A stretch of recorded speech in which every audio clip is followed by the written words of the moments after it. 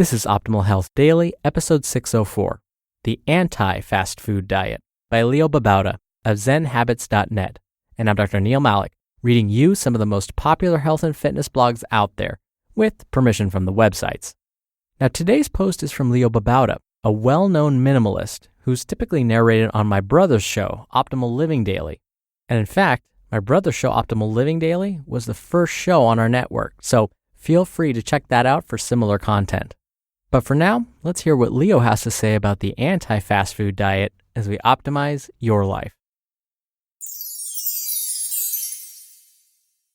The Anti-Fast Food Diet by Babauta of Zen Habits, and&nbsp. When my family and I visited Tokyo earlier this year, it was a bit sad to see the rise of fast food in Japan. It's a beautiful country with a rich history of traditional lifestyle, incredible food, and good health. They perfected the art of food preparation, using the freshest ingredients to create small portions of beautiful dishes.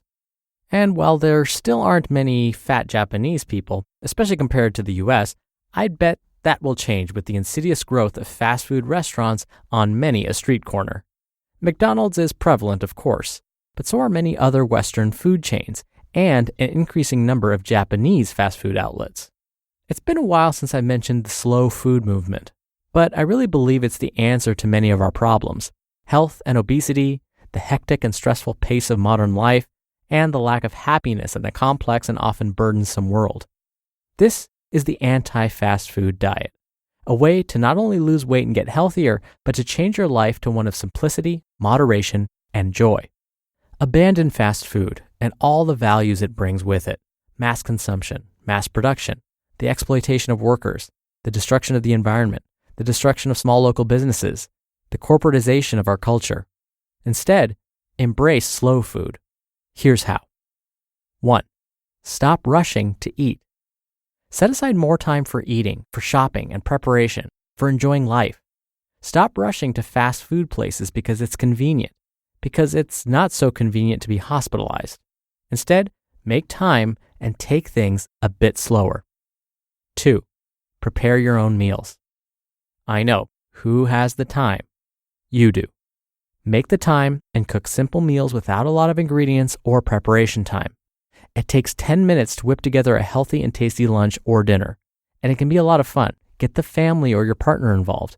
Preparing your own meals is healthier, more frugal, and you know you're eating good food. 3. Eat real food, not processed. Buy fresh ingredients such as fruits, veggies, whole grains, nuts, beans, and the like. Use ingredients you can recognize, not things filled with chemicals. Don't use prepared food if you can avoid it. Microwavable or boxed foods are not the best. Avoid processed foods if you can. 4. Eat slowly and mindfully. Too many people stuff food down their gullets these days. It's not healthy and you've just consumed food without enjoying it. Instead, take the time to chew your food, to taste it, and to be present as you eat. 5. Enjoy the food. Fully savor each bite. Appreciate the miracle of the food you're eating and be grateful you have that bite at all. 6. Take time to breathe and smile. Before you begin to eat, smile and take a deep breath, reminding yourself to be present and enjoy the food. Between bites, instead of rushing to the next bite, breathe, relax, and enjoy. Savor the moment. 7. When drinking tea, just drink tea. When eating, just eat. Be fully present. Don't read a book or surf the net or drive or work or anything else, but eat and drink. 8. Good conversation. Okay, the exception to the above rule: eating with friends and family. Fast food has destroyed the good meal and conversation because we're rushing as we eat and don't have the time for a good talk. Bring it back. And 9. When you do eat at a restaurant, make it a good one. If you can, avoid those fast food restaurants, but also chain restaurants like Chili's, TGI Fridays, Lone Star, Olive Garden, you get the idea. Try and support locally owned restaurants where they use real ingredients and really make good food. These may be more expensive, but you're not supporting a corporation and your food will be better. And even if it means dining out less, that's okay. Quality is more important than quantity. You just listened to the post titled, The Anti-Fast Food Diet by Leo Babauta of zenhabits.net. Dr. Neil again here. It's true that fast food is making its way east. More and more countries are being introduced to this American idea of fast food, and many of the chains that we're very familiar with are expanding abroad. In fact, Leo mentioned Japan. In Japan, the way they celebrate Christmas is not with a turkey feast like we typically do here in the US. They celebrate with KFC. Oh, and big surprise that Dr. Neil would have a little bit of trivia about Christmas. Who would have thought? Anyway, even though I'm a dietitian, I do have moods where I am just not wanting to cook at all, or I'm not wanting to think about my meals for tomorrow or the next week. That happens to all of us because we're human. So I get it if you're not always motivated to do it, or you feel like you don't have enough time. What I try and do is carve out a little bit of time at the same time every week. So I like to take a little time away from watching some football and baseball on Sundays and carve out a little time to map out what I'm going to eat over the next couple of days.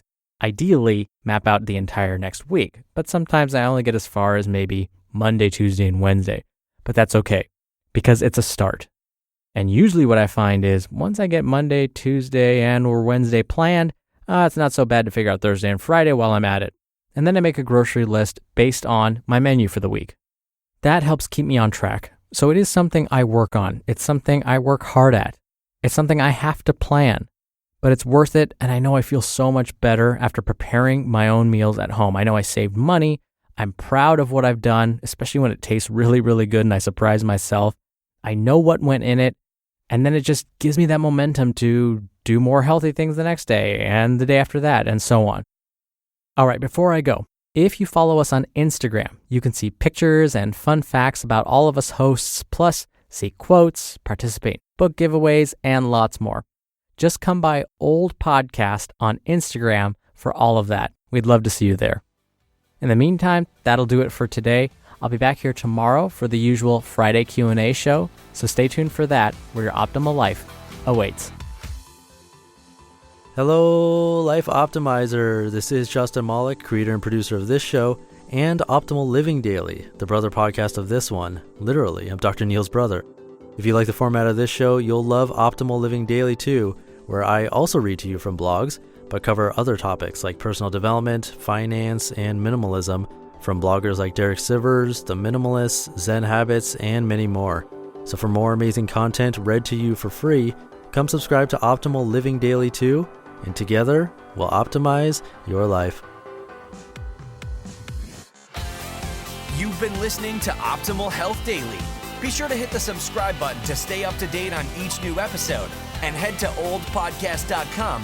That's oldpodcast.com for a free gift, as well as more actionable tips and resources to help you maximize your potential. Thanks for joining us, and remember, your optimal life awaits.